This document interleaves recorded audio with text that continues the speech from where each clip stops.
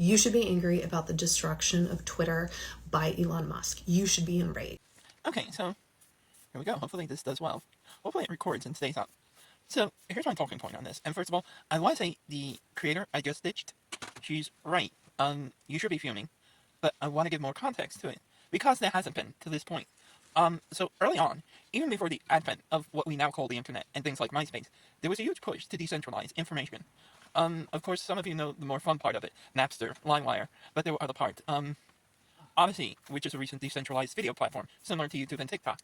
And there are other platforms which I can go on with. A lot of you know Mastodon, which is a decentralized social media posting platform, similar to Twitter, but also to Facebook. And there's a point to this. At the inception of a lot of this social activism, which arose in the past 2 decades, a lot of us got up and said, we need to move some of this to decentralized information networks, because leaving in the hands of centralized networks that belong to private corporations, businesses, and interests were a danger as we go forward.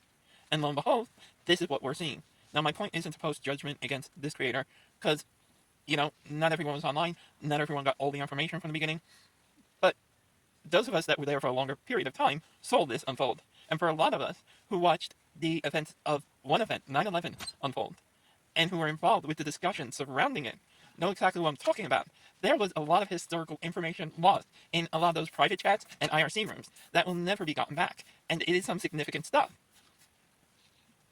So, what I'm going to say, we need to, if we're really going to take our activism seriously, if we're really going to take the passage of information about these things and the recording of them and their legacy and their preservation for posterity going forward, seriously, we need to start considering decentralizing our use of social media, because it's only when we utilize multiple platforms, especially and including platforms that are implicitly and explicitly decentralized, that use established server-based participation, meaning you can either have a client server where everyone who participates is both a client or a server, or you can have multiple people participating as servers, protecting the integrity of that information. Only then can we seriously talk about having reliable, unbiased networks where we can literally share information without censorship and without inhibition for what needs to be said and done, as far as activism, as far as historiography, as far as the record goes. And I think at this point, we all realize how important that is. We have seen a number of things change quickly, and for those of us who are old enough, we've realized that some information about those events has disappeared, and it's not trivial information either. This isn't a reprimand. This isn't, to be harsh. This is just to say that we need to take this a bit more seriously than we have. Have a night.